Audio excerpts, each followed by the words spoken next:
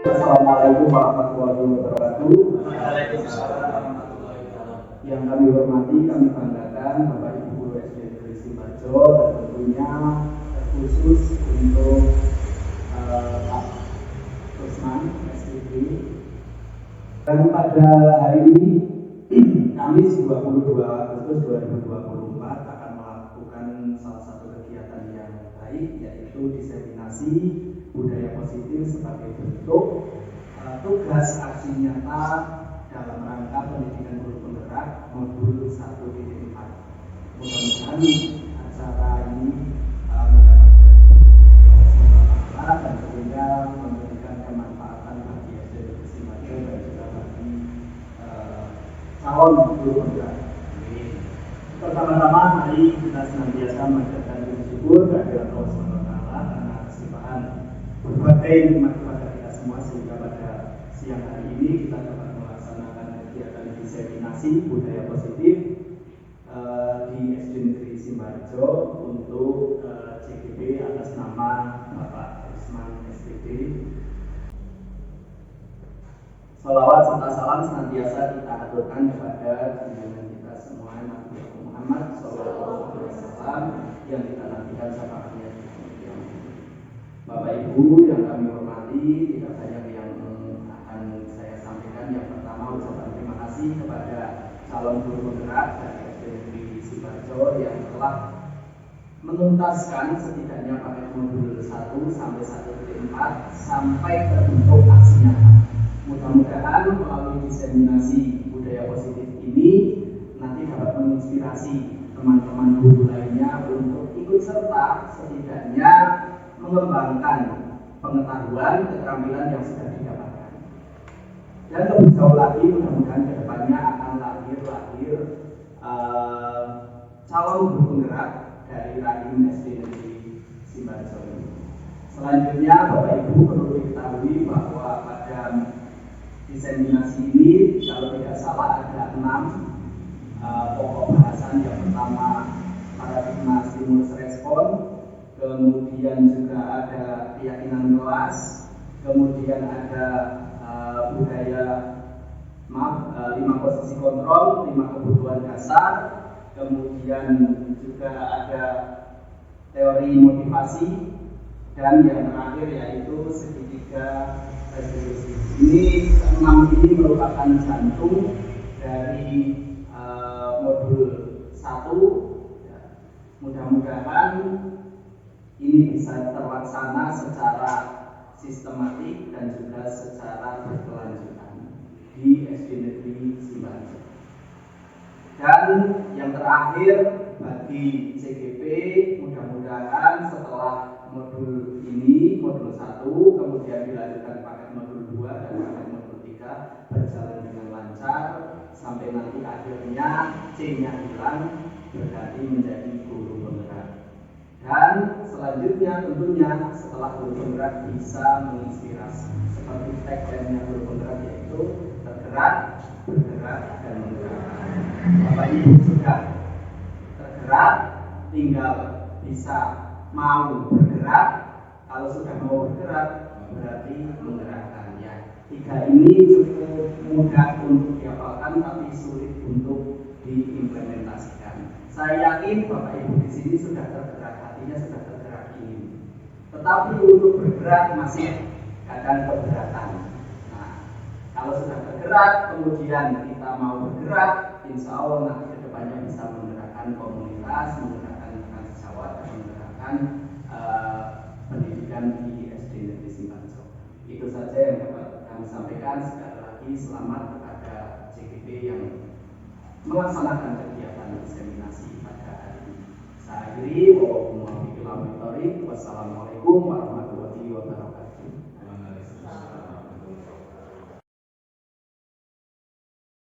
Warahmatullahi wabarakatuh. Waalaikumsalam warahmatullahi wabarakatuh. Yang kami hormati Bapak Kepala Sekolah SD Negeri Sibarjo, yang kami hormati Bapak Ibu Guru SD Negeri Sibarjo yang senantiasa diberkati oleh Tuhan. Pertama-tama mari kita senantiasa mengaturkan rasa syukur kita kepada Tuhan karena di saat hari ini kita bisa berkumpul di ruang kelas 6 dalam rangka diseminasi budaya positif SD Negeri Simbajo pada hari Kamis tanggal 22 Agustus 2024. Bapak Ibu, mari kita senantiasa bersemangat untuk senantiasa membawa perubahan baik bagi diri kita sendiri maupun bagi anak didik kita, supaya pendidikan khususnya di SD Negeri Simbajo ini semakin hari semakin berkembang. Terlebih dahulu Bapak Ibu, mari saya akan memperkenalkan diri bahwa saat ini saya sebagai calon guru penggerak angkatan yang ke-11 dan Kabupaten Wonosobo dengan fasilitator Bapak Wahyu Suparto, kemudian PP Ibu Linda Sari. Bapak Ibu yang kami hormati, ketika semenjak saya mengikuti program guru penggerak, banyak hal yang bisa saya dapat, banyak materi-materi ataupun pembelajaran yang bisa saya serap, yang harapan saya bisa dikembangkan di SD negeri kita tercinta ini, supaya semakin hari SD kita semakin baik. Bapak Ibu, terkhusus di hari ini saya akan memaparkan tentang destinasi budaya positif. Destinasi itu adalah mengajarkan, memberitahukan atau menyebarluaskan budaya-budaya positif yang bisa kita lakukan di SD Negeri Simbajo. Banyak hal Bapak Ibu yang menjadi menarik bagi saya ketika saya mempelajari tentang budaya positif ini. Ini terutama berada di modul 1.4. Ini Bapak Ibu, banyak hal yang menarik bagi saya ketika saya mempelajari destinasi positif. Yang pertama adalah disiplin positif dan nilai kebajikan universal. Kemudian ada teori motivasi, hukuman, dan penghargaan. Kemudian yang ketiga keyakinan kelas. Yang keempat kebutuhan dasar manusia. Yang kelima 5 posisi kontrol kita sebagai guru. Kemudian di sana juga kita mempelajari adanya segitiga restitusi. Bapak Ibu, sebelum kita mempelajari, memasuki ke materi-materi yang sudah saya paparkan, mari Bapak Ibu kita akan bermain sejenak. Permainannya adalah coba buka. Bapak Ibu, petunjuknya adalah Anda dan teman Anda melakukan kegiatan coba buka.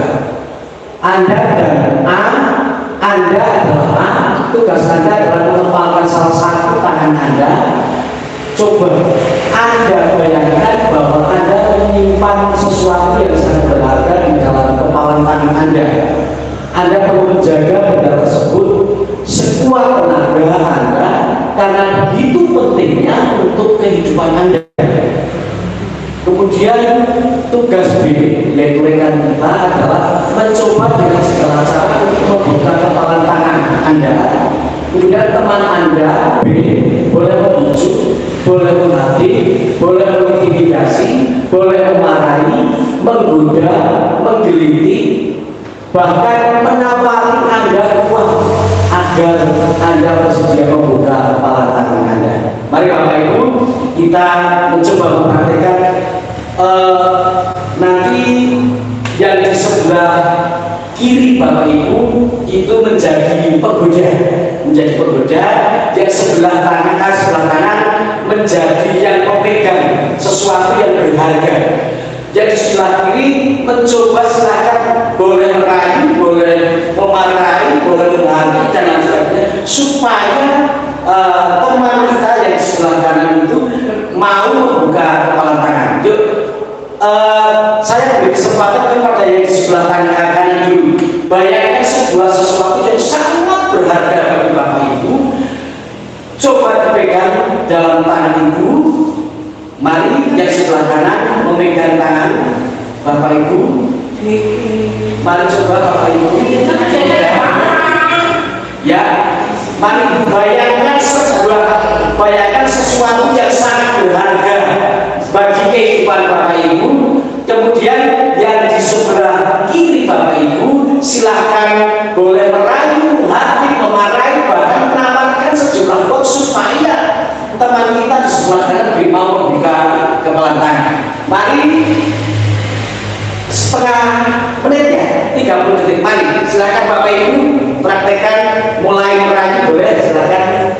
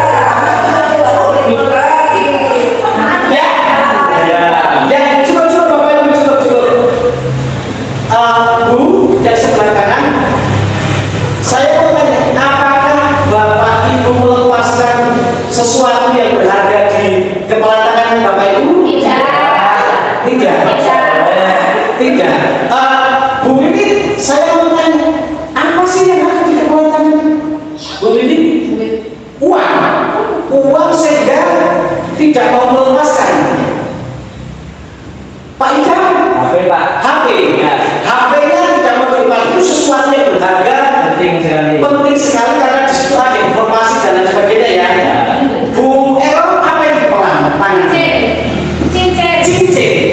Apakah cincin itu sangat berarti bagi Bu Ero? Iya.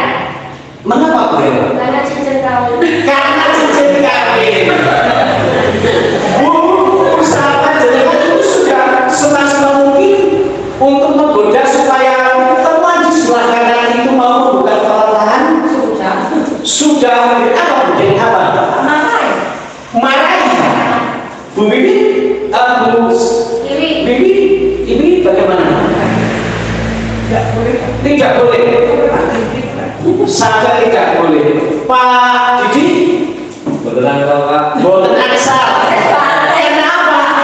Tapi katanya banyak yang penting. Oh alah, ya Bapak Ibu, dari permainan yang sederhana ini Bapak Ibu, sebetulnya posisi kontrol Bapak Ibu ketika coba kita bayangkan, sebetulnya Ibu mau membuka ataupun tidak itu tergantung panjenengan.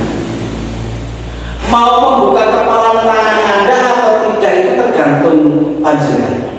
Artinya sebetulnya sekeras apapun teman kita, sehebat apapun rayuan dari teman-teman kita untuk membuka kepala tangan, tetapi ketika ibu dan bapak itu tidak bersedia membuka, tetap tidak. Artinya begini Ibu, sebetulnya rayuan, intimidasi, kemudian perhatian itu adalah usaha dari teman kita dalam rangka untuk mengontrol Bapak Ibu supaya mau membuka kepala tangan Anda. Tetapi ketika Bapak Ibu tidak bisa, tidak membuka, artinya Bapak Ibu di sebelah kanan, sebelah kiri tidak berhasil mengontrol Anda. Bapak Ibu ada persepsi yang mungkin bisa kita ubah. Menurut teori kontrol Dr. William James dikatakan ilusi guru mengontrol murid. Kita sering beranggapan bahwa saya Ruslan mampu mengontrol murid-murid kelasnya, bahwa Bu Sri Widiati mampu mengontrol murid-murid kelas 1, dan Bapak Ibu semuanya mampu mengontrol anak didik kita. Apakah seperti itu? Ketika anak didik kita mampu kita tahu sebetulnya mereka menyediakan diri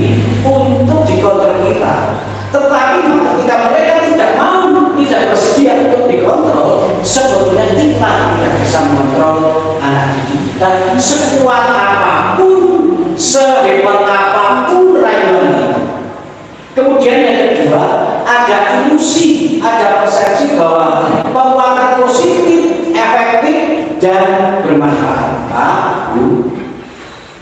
Penguatan positif, nasihat-nasihat yang kita berikan kepada anak didik kita ketika terlalu dalam, justru itu akan membuat anak didik kita itu ketergantungan dengan kita. Mari kita bayangkan, anak didik kita itu hanya dikasih sekitar 6 tahun, tetapi mereka mempunyai masa depan yang waktunya panjang. Ketika mereka ketergantungan dengan kita, bagaimana masa depan dia ketika sudah lulus dari SD? Kemudian ada persepsi yang perlu kita perbarui juga, bahwa kritik dan membuat orang merasa bersalah dapat menularkan karakter. Ketika kita mempendidikan Bapak Ibu, jangan sampai menyakiti hati peserta didik kita. Ketika sampai menyakiti peserta didik kita, akan ada trauma di sana. Kita jaga betul itu.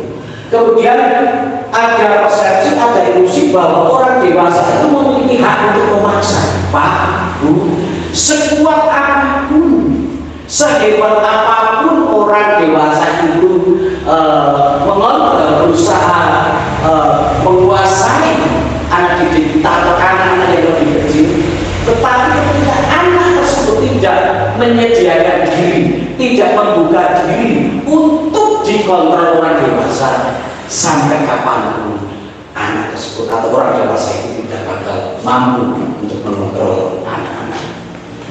Bapak Ibu, mari dari hal-hal yang sudah kita paparkan tadi, mari kita mulai merubah paradigma kita, merubah persepsi kita dari stimulus respon ke teori kontrol. Realitas kebutuhan kita sama, tetapi di teori kontrol realitas atau dan kebutuhan itu berbeda-beda setiap kita, tidak sama. Begitu juga peserta didik kita itu tidak sama, antara si A si B itu tidak sama. Kemudian semua orang melihat yang sama, tidak. Setiap orang memiliki gambaran yang berbeda-beda. Walaupun di objeknya sama, objeknya satu, tetapi setiap orang mempunyai gambaran, mempunyai pendapat yang berbeda-beda. Kemudian kita mencoba mengubah orang agar berpandangan sama dengan kita, tetapi ketika dengan menggunakan teori kontrol itu kita berusaha memahami pandangan orang lain tentang dunia, karena ada perbedaan di situ. Kemudian orang lain bisa mengontrol saya, tetapi ketika di teori kontrol hanya saya, hanya Bapak Ibu yang bisa mengontrol saya dan Bapak Ibu sendiri. Orang lain tidak bisa mengontrol. Kemudian saya bisa mengontrol orang lain, sama saja kita tidak bisa mengontrol orang lain. Hanya orang lain itu yang ketika bisa kita kontrol, karena mereka dia itu berusaha atau membuka diri untuk dikontrol kita. Kemudian pemaksaan ada pada satu sudah gagal, tetapi di teori kontrol kolaborasi dan konsensus menciptakan pilihan-pilihan baru. Yang selanjutnya model berpikir menang kalah, tetapi ketika di teori kontrol model berpikirnya itu dibalik menang. Artinya ketika ada menang kalah, ada luka, ada kesedihan, ada hal yang tidak mengenakan ketika di posisi kalah. Itu mari kita menjadi menang sehingga tidak ada yang merasa sedih, tidak ada yang merasa bersalah, semuanya merasa menang semua. Bapak Ibu, disiplin positif dan nilai kebahagiaan di persatuan ketika tadi kita ke modul 1.4, yang pertama itu adalah disiplin positif dan nilai kebahagiaan universal. Bapak Ibu, di mana ada kemerdekaan, disitulah harus ada disiplin yang kuat. Sungguh pun disiplin itu bersifat self disiplin, yaitu kita sendiri yang mewajibkan kita dengan sekeras-kerasnya. Tetapi itu sama saja Bapak Ibu, sebab jika kita tidak cakap melakukan self disiplin, wajiblah pihak lain, penguasa lain mendisiplinkan kita. Dan peraturan demikian itulah harus ada di dalam suasana yang merdeka. Merdeka itu artinya tidak hanya terlepas dari perintah, akan tetapi juga cara membuat memerintah di sini. Bapak Ibu, di dalam kita berbicara di lingkungan pendidikan, kita memerdekakan anak, pembelajaran yang merdeka. Tetapi itu tidak bakal terjadi, itu tidak bakal tercipta ketika disiplin-disiplin itu tidak ada di lingkungan sekolah. Kemerdekaan pendidikan itu akan tercapai, akan terjadi ketika kita juga memperlakukan disiplin yang ada di lingkungan kita. Mulai dari diri kita sendiri, kemudian kita ke anak dan peserta didik. Bapak Ibu, asal kata disiplin itu, disiplin juga berasal dari kata-kata yang sama dengan disiplin atau murid atau pengikut. Disiplin diri membuat orang menggali potensinya menuju sebuah tujuan, apa yang dihargai dan apa yang bermakna. Lalu bagaimana dia mempunyai kita? Makna kata disiplin telah berubah menjadi sesuatu yang dilakukan seseorang pada orang lain untuk mendapatkan pengakuan. Kecenderungan umumnya Bapak Ibu menghubungkan disiplin itu dengan ketidaknyamanan, bukan dengan apa yang kita hargai atau pencapaian suatu tujuan mulia. Bapak Ibu, ketika Pak Didi mendengar kata disiplin, apa yang terlintas di dalam pikiran Pak Didi? Disiplin. Apa? Ketika kita mendengar disiplin, kekerasan, Bu Fatimah pedih, takut. Mengapa takut Bu Fatimah? Ya karena nanti kalau kedukun ada hukuman gitu. Bagaimana Bapak? Kalau pas waktunya jam masuk belum sampai ke sini kan takut karena itu sih. Karena merasa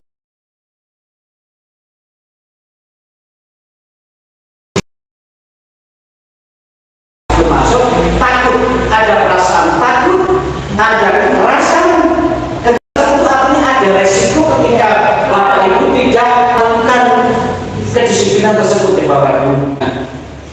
Kita ketika mendengar hal itu pada umumnya hal yang berada di benak kita seperti itu. Peraturan yang begitu ketat yang harus kita lakukan, ketika kita tidak melakukan maka di situ ada disiplin yang kita lakukan. Ada ketertiban, ada suasana kaku, kita harus taat pada aturan dan sebagainya. Itulah yang terpintas di dalam pikiran kita ketika kita pertama kali mungkin mendengarkan tentang disiplin. Bapak Ibu, sebagai pendidik Bapak Ibu, tujuan kita semua, tujuan saya dan Bapak Ibu adalah menciptakan anak-anak yang memiliki disiplin sehingga mereka bisa berperilaku dengan mengacu pada nilai kewajiban, bukan ekstremisme. Ketika Bapak Ibu disiplin karena ada aturan di sana, ketika saya harus disiplin, kalau saya tidak disiplin, ketika saya tidak masuk kelas tepat waktu, maka ada sanksi yang harus saya alami. Maka itu disebut adalah disiplin ekstensif. Bukan muncul dari dalam diri, bukan muncul motivasi dari dalam diri, tetapi ada ketakutan di sana ketika kita mendengar kata disiplin. Sederetan aturan yang harus kita patuhi, kemudian ada kekakuan dan juga ada sanksi yang harus kita kenai.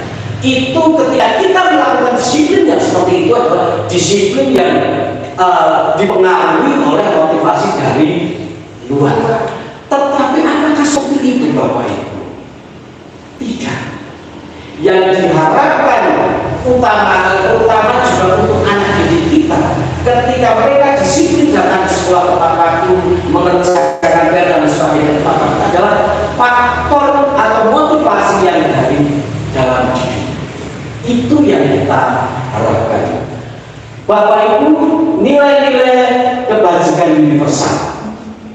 Nilai-nilai kebajikan adalah sifat-sifat positif manusia yang merupakan tujuan mulia yang ingin dicapai setiap individu.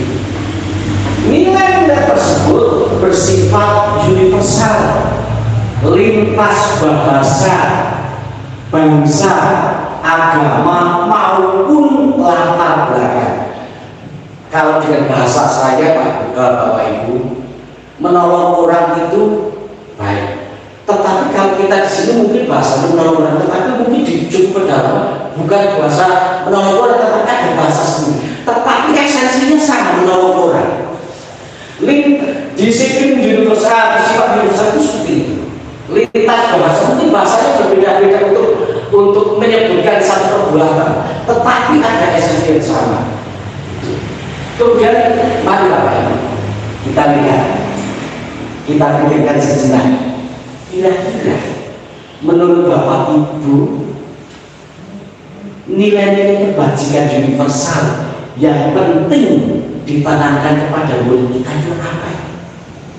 Nilai-nilai kebajikan, nilai-nilai yang positif yang bisa kita terapkan kepada peserta didik kita, utamanya kita biasakan kepada murid kita supaya anak didik kita memiliki nilai-nilai kebajikan tersebut. Kira-kira apa Pak?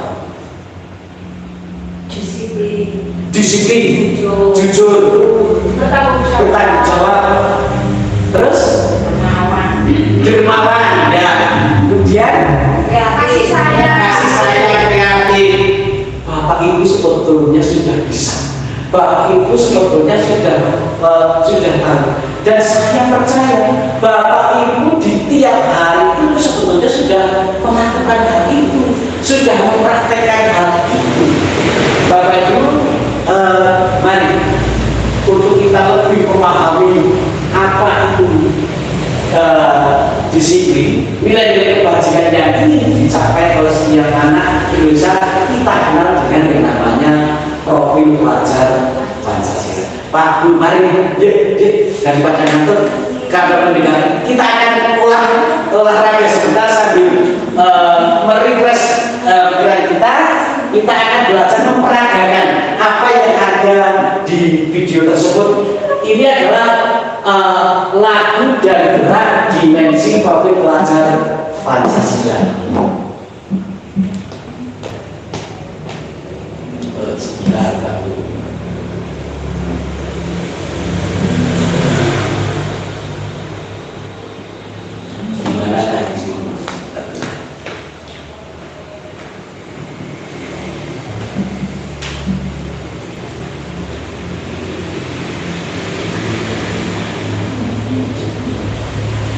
Sebentar saya berdoa.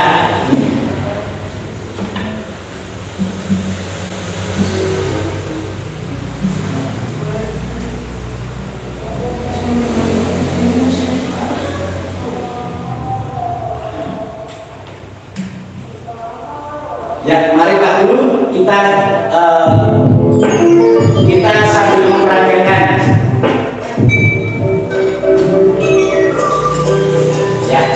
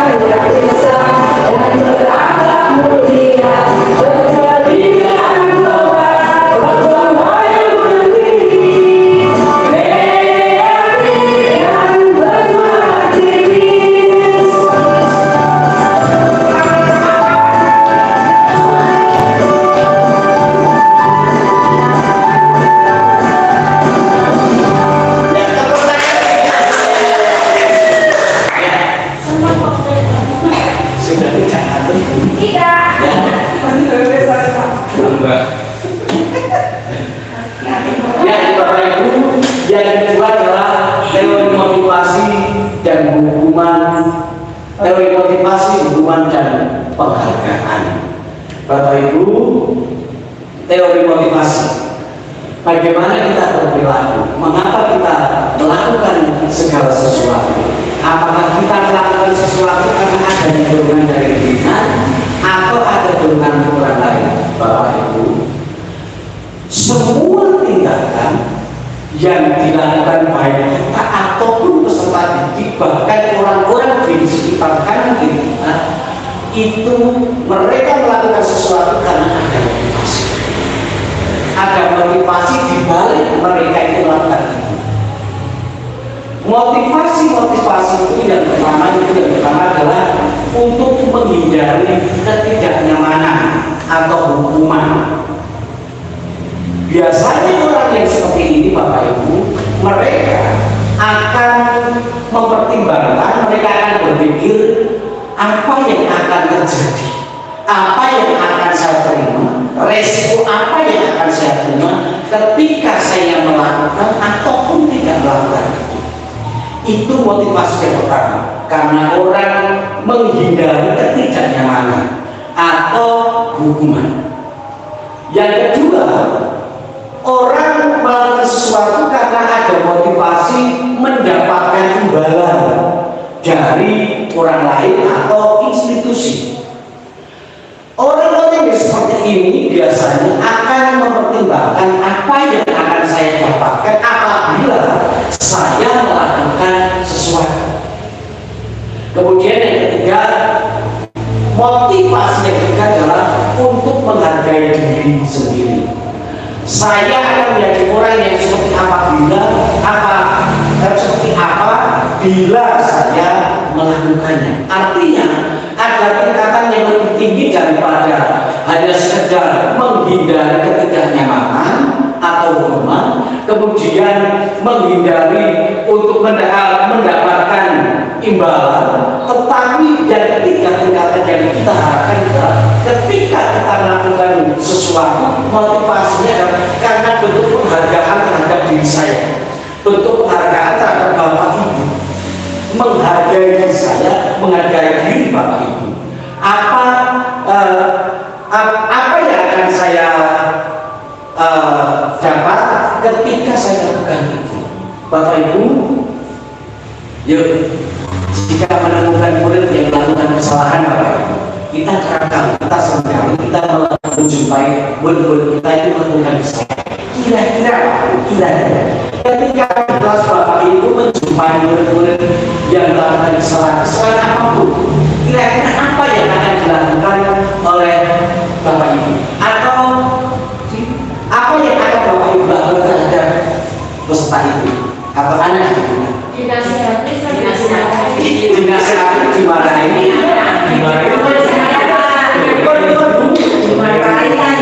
dulu apa sih mereka dia melanggar. Setelah itu kita carikan solusinya agar dia tidak melanggar atau tidak melakukan kesalahan yang Dinasihatkan, ditanyakan bagusnya bapaknya apa.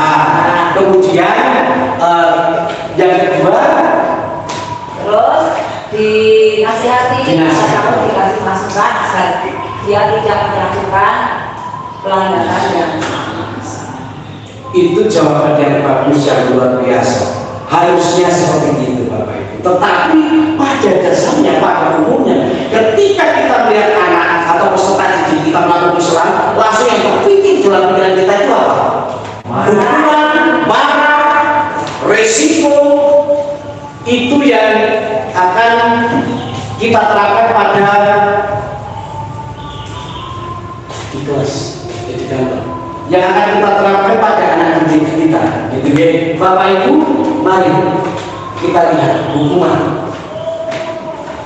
Hukuman itu bersifat tidak terencana atau tiba-tiba. Ketika ada anak yang melakukan kasus, lari, cepat, tidak terencana, dan itu sifatnya tiba-tiba.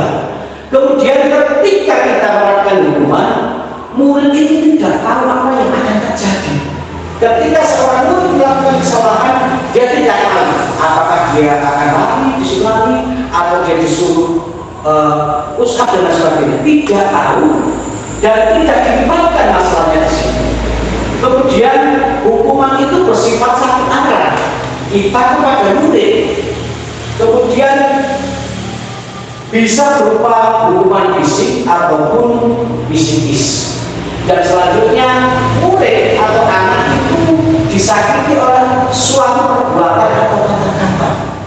Akan tersakiti baik ketika hukuman itu berupa fisik ataupun psikis.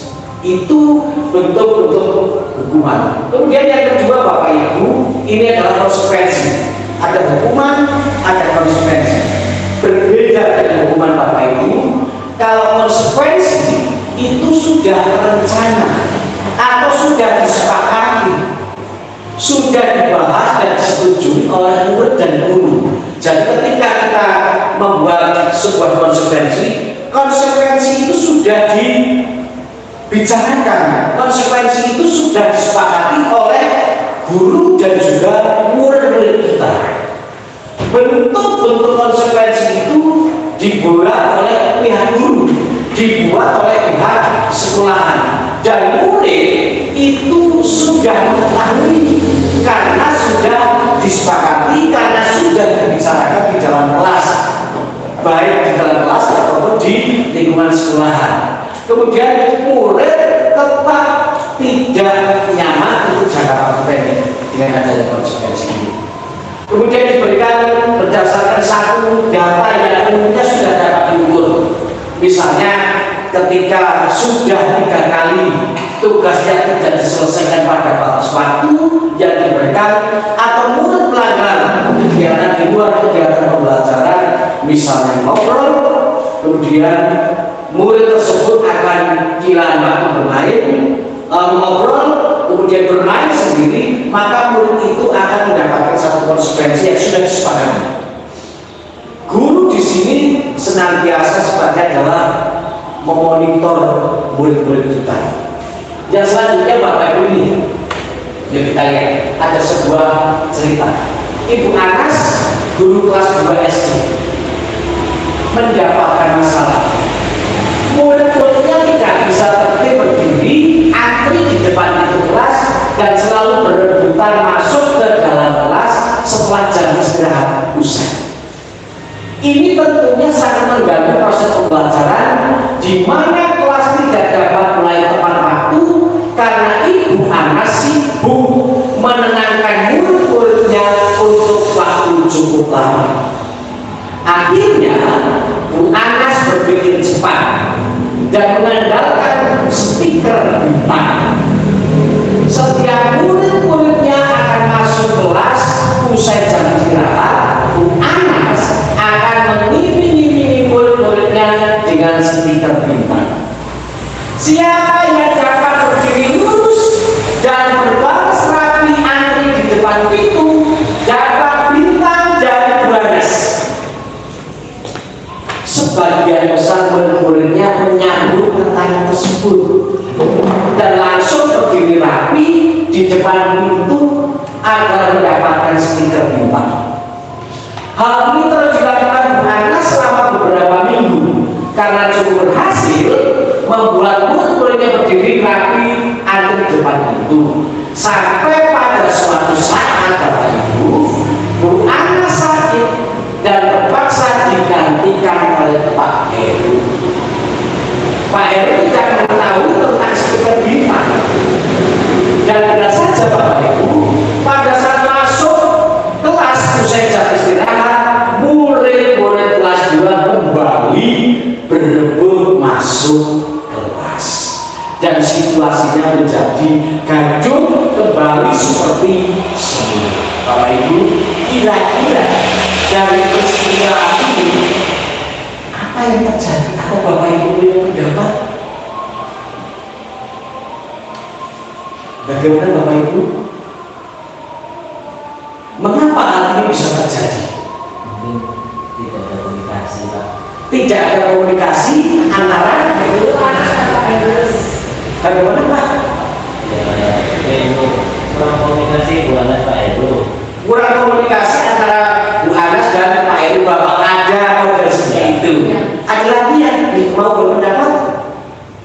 Kedisiplinan anak karena adanya iming-imingan. Maksudnya Anak-anak mau berdisiplin karena ada harapan. Nanti kalau saya disiplin, saya mendapat sertifikat bintang. Bagus sekali. Bagaimana? Ada lagi? Mari kita lihat. Pak Heru juga dia saya itu mempromosikan ya kan cara saya Bagaimana Bu ini? Bagaimana Bu? Ya, mari kita lihat. Dihukum penghargaan, dihukum kok penghargaan, dihukum oleh penghargaan. Bapak Ibu, penghargaan itu efektif jika kita menginginkan seseorang melakukan sesuatu yang kita inginkan dalam jangka waktu pendek. Jika kita memberikan seseorang suatu penghargaan untuk melakukan sesuatu, maka kita harus terus-menerus memberikan penghargaan itu jika kita ingin orang tersebut meneruskan perilaku yang kita inginkan. Tadi kelas 1. Ketika Bu Anas sakit, kemudian digantikan Pak Heru dan Pak Ida mengatakan tidak adanya komunikasi, Pak Heru tidak tahu adanya stiker kita, maka yang terjadi sebentar kembali pada kondisi semula. Kemudian jika seorang guru sudah memberikan penghargaan kepada murid-muridnya, besar kemungkinan murid-muridnya termotivasi hanya untuk menyenangkan gurunya saja. Mereka tidak akan bersikap jujur kepada guru tersebut karena hanya ingin mendapatkan sesuatu dari gurunya. Mereka tidak jujur. Artinya begini, sebetulnya mereka tidak ingin seperti itu, tetapi karena ada ini maka dia lakukannya. Penghargaan itu mengurangi ketepatan, menurunkan kualitas, mematikan kreativitas. Ada banyak sebetulnya yang punya kesempatan lain, tetapi penghargaan itu justru mematikan kreativitas, menurunkan kualitas dan ketepatan. Yang selanjutnya memberikan penghargaan dan hukuman adalah hal yang sama, karena keduanya mencoba mengendalikan perilaku seseorang. Karena orang pada dasarnya tidak suka dikendalikan dalam jangka waktu lama, penghargaan akan dilihat sebagai Bu Anas itu memberikan penghargaan itu dalam rangka mengontrol anak sebetulnya. Mencoba mengontrol anak dengan iming-iming, dengan imbalan penghargaan stiker. Tetapi di balik itu semua sebetulnya anak sedang ingin mengontrol si anak. Anak membuka diri untuk dikontrol Bu Anas supaya mendapatkan stiker kita. Itu sebetulnya seperti itu. Penghargaan yang memberikan hukuman kepada sekarang seperti itu. Bapak Ibu, yang selanjutnya adalah keyakinan kelas. Keyakinan kelas, kalau kita naik kendaraan ke Wonosobo, mengapa harus pakai itu? biar tidak dijaga. Biar tidak dicegat polisi. Ada lagi? Biar aman. Biar aman. Biar tidak betul. tidak melanggar aturan. Tidak melanggar aturan. Biar tidak dicegat polisi, biar tidak betul, biar aman, biar tidak melanggar aturan. Biar apakah esensi yang utamanya seperti itu? Biar tidak dicegat polisi. Mari Bapak Ibu. Kemudian mengapa kita memiliki peraturan tentang tidak menyela pembicaraan seseorang? Dilihat dari nilai, dilihat dari kesopanan. Bagaimana Bapak Ibu? Menghargai. Kita ada aturan ketika ada orang berbicara, kita tidak menyela. Apakah seperti itu? Itu banyak. Keyakinan kelas.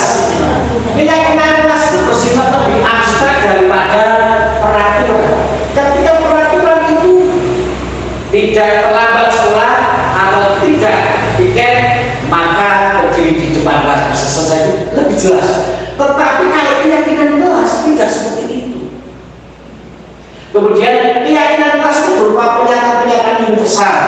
Pernyataan keyakinan kelas senantiasa dibuat dalam bentuk yang positif atau kalimat-kalimat yang positif. Kata tidak berubah menjadi tidak. Dalam keyakinan kelas diharapkan tidak ada kata yang negatif. Kemudian keyakinan kelas hendaknya tidak terlalu banyak sehingga mudah juga dan dipahami oleh semua warga kelas. Untuk apa sederetan kalimat yang begitu panjang, yang begitu banyak tetapi tidak bermakna? Kalimat sedikit tetapi bermakna, mudah diingat daripada, lebih baik daripada kalimat yang deretannya panjang tetapi tidak bermakna di strategi. Yang selanjutnya, keyakinan kelas sebaiknya sesuatu yang dapat diterapkan di lingkungan tersebut. Bahasa saya kurang aing-aing. Semua warga kelas hendaknya ikut berkontribusi dalam pembuatan keyakinan kelas lewat kegiatan curah pendapat. Keyakinan kelas itu dikomunikasikan, keyakinan kelas itu dibicarakan bersama murid di dalam kelas. Kalau semuanya tidak bersedia meninjau kembali keyakinan kelas dari waktu ke waktu. Artinya ada tinjauan ulang ketika keyakinan itu sudah tidak pas, maka perlu untuk yang selanjutnya mari kita lihat ini contoh keyakinan kelas. Keyakinan kelas 5 dan kelas 1. Setiap anggota kelas perlu belajar. Setiap anggota kelas perlu senang. Setiap anggota kelas perlu melakukan tugas. Setiap anggota kelas perlu saling menghargai. Setiap anggota kelas perlu merasa aman. Itu contoh keyakinan kelas yang bisa kita terapkan di kelas 1 dan mungkin di kelas-kelas rendah. Kemudian di kelas 5 dan kelas tinggi selalu berpikir positif, senantiasa menjadi diri terbaik, percaya dan menghormati orang lain serta barang hidupnya, berkomitmen terhadap setiap tugas, senantiasa membantu. Ini adalah contoh keyakinan yang bisa kita terapkan atau bisa kita buat dengan peserta kita. Tentunya kita juga berkomunikasi, kita juga mendiskusikan keyakinan kelas ini dengan peserta kita. Ini contoh keyakinan kelas 6. Kami yakin akan sukses jika belajar giat, saling menghargai, kerjasama, dan lain sebagainya bisa ditambahkan. Yang selanjutnya Bapak Ibu, mari kebutuhan dasar manusia. Kebutuhan dasar manusia itu sebetulnya apa saja sih? Bu, ini ada sebuah ilustrasi. Ibu Amba, guru wali kelas 2A di SD Pemerintah Hati, sedang bingung menghadapi pula salah satu murid di kelasnya. Beberapa anak di kelas 2A telah datang padanya dan mengeluhkan Doni yang seringkali meminta bekal makan siang mereka dengan paksa. Ini ilustrasi contohnya. Ketika kita sudah membaca dan juga meresapi dari cerita atau ilustrasi ini Bapak Ibu, yuk kita kembali ke dalam diri kita. Ketika suatu hari kita menghadapi situasi seperti itu, apa yang akan kita lakukan Bapak Ibu? Memanggil Doni. Ada lagi ditanyakan kedua orang tua. Ditanyakan kepada orang tua. Memanggil Doni, ditanyakan kepada kedua orang tua. Maksudnya ditanyakan bagaimana? Maksudnya ketika anak itu seperti itu, anak ditanya seperti apa dari rumah. Nah, terus anak sudah dari rumah itu memberikan apa yang dibawa dari rumah. Nah, terus orang tua ditanyakan. Dikatakan solusi. Terima kasih, jawabannya super sekali. Ada lagi kira-kira? Ditanya Doni alasannya mengapa selalu meminta bekal makan siang temannya. Ditanya mengapa Doni selalu meminta bekal makan siang kepada temannya. Bagus sekali. Ada lagi Pak Bu? Yang saya percaya itu begini Pak, sebetulnya ketika kita menghadapi situasi seperti yang ada di ilustrasi ini, kita sudah melakukan gabungan. Cara-cara yang dilakukan itu sudah, tetapi memang kita tanpa sadar, oh iya, saya jadinya ya susah kayak dulu. Terima kasih Bu jawabannya. Kemudian yang kedua Pak, menurut Anda, Doni selalu minta bekal makan siang kepada teman-temannya. Kira-kira apa alasan Doni melakukan hal ini? Kira-kira saja alasannya apa? Uangnya habis. Uangnya habis Karena tidak bawa bekal. karena tidak bawa bekal. Mungkin di rumah dia kurang perhatian sama orang tuanya, jadi dia selalu melampiaskan itu kepada teman-temannya dengan balik minta bekal. Karena tidak ada perhatian yang cukup, Kurang kasih sayang. kurang kasih sayang, sehingga berusaha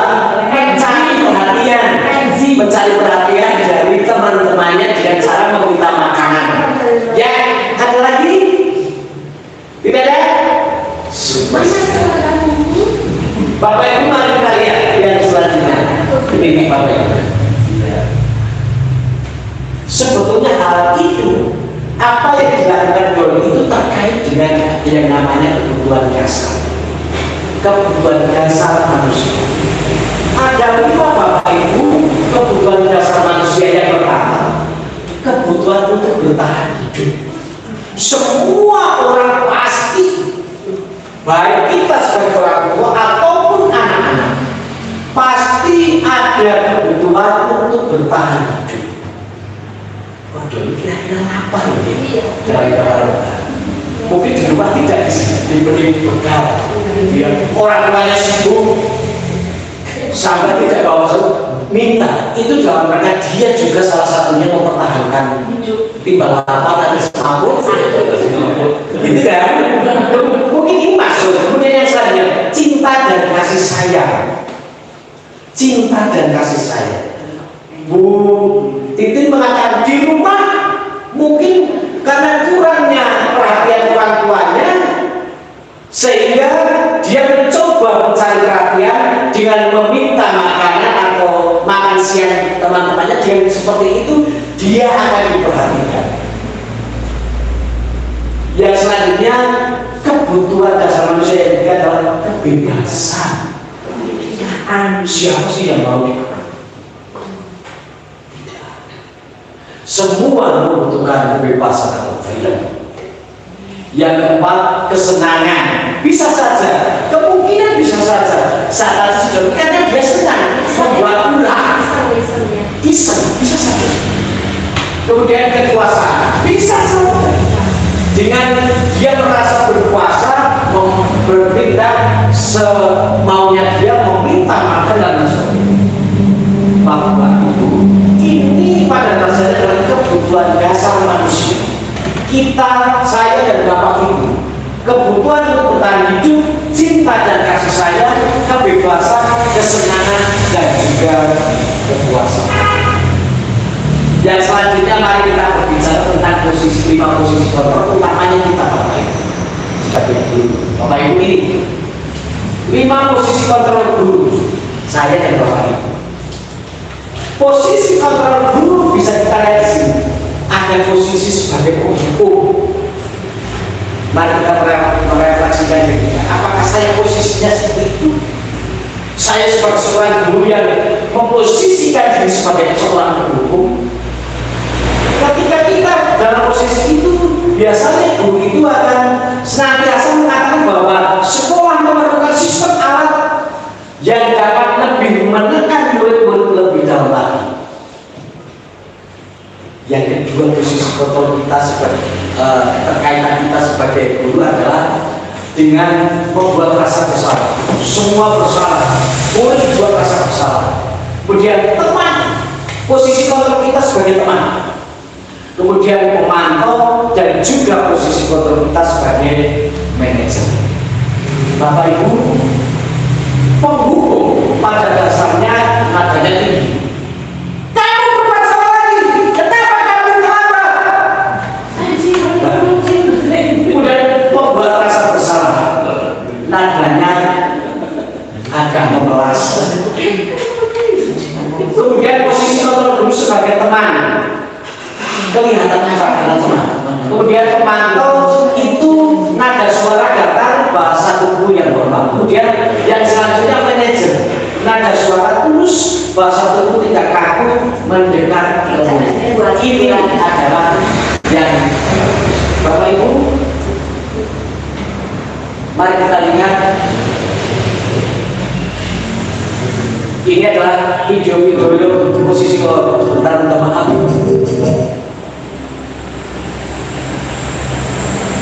Posisi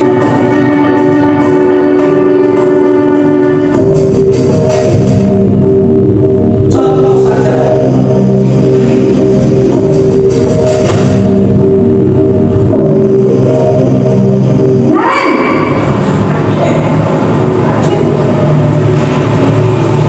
Selamat pagi Bu. Naren, apa peraturan sekolah kita tentang jam berapa kita harus masuk sekolahnya? Kita harus di sekolah jam 7 Bu. Iya betul, sekarang sudah jam 7.20. Naren sudah tahu konsekuensinya jika terlambat hadir. Paham Bu, saya harus tinggal kelas pas jam istirahat selama 20 menit. Iya benar, konsekuensinya demikian. Jadi nanti jam 9.30 pas istirahat, kamu harus tinggal di kelas, kerjakan tugas tambahan untuk ketertinggalan kamu, ya? Baik Bu. Bapak Ibu, ini adalah contoh video posisi kita di kesehariannya sebagai guru. Ada posisi sebagai penghukum, pemantau, teman, kontrol, kemudian ada manajer. Sebaiknya Bapak Ibu kita memposisikan diri kita itu sebagai manajer tingkatan yang paling bagus menurut saya, yaitu kita bisa menata, menjalankan dan juga memberikan solusi untuk apa yang terjadi di dalam lingkungan dunia pendidikan kita. Yang selanjutnya Bapak Ibu, ini adalah restitusi. Kemudian ini tahapan restitusi, yaitu menstabilkan identitas, kemudian validasi tindakan yang salah, kemudian menanyakan keyakinan. Bapak Ibu, ini adalah restitusi salah satu metode yang kita gunakan ketika kita menjumpai sebuah permasalahan, ketika kita menangani peserta didik yang bermasalah. Tahapannya adalah menstabilkan identitas, validasi tindakan yang salah, kemudian menanyakan keyakinan. Jadi Bapak Ibu, contoh restitusi, sedikit restitusi yang sudah saya buat Bapak Ibu. Aduh, sorry, minta maaf.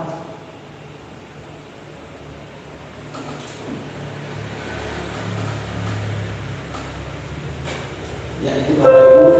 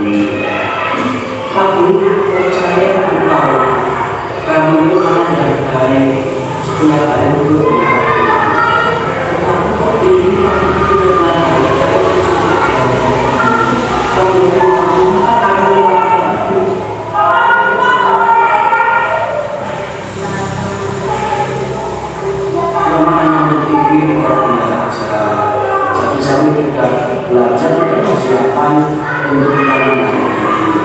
Ya. Kamu ada keyakinan yang sudah kita bawa bersama-sama, jujur dan berdiri. Kamu masih yakin? Kamu masih ada dengan keyakinan?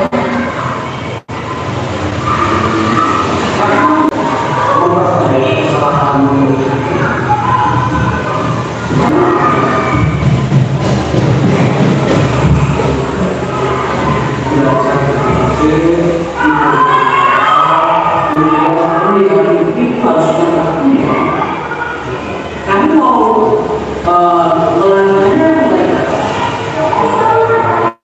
mulai sekarang? Yuk, Pak Guru percaya amanah kamu anak ya.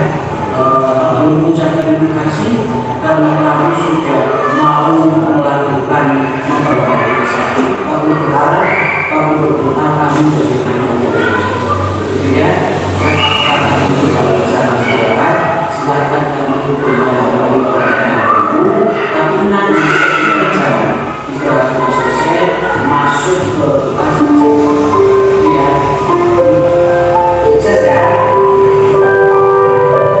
ya Bapak Ibu, itu adalah contoh penanganan masalah dengan menggunakan segitiga restitusi.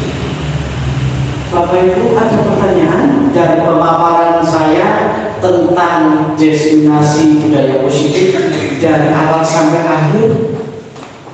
Saya tidak, Pak. Tidak. Sudah jelas ya Ibu? Ya. Kalau tidak ada, kalau sudah jelas, saya akhiri. Mohon maaf ketika di dalam saya memaparkan materi tentang destinasi budaya positif ini ada kata-kata yang tidak berkenan. Saya akhiri. Assalamualaikum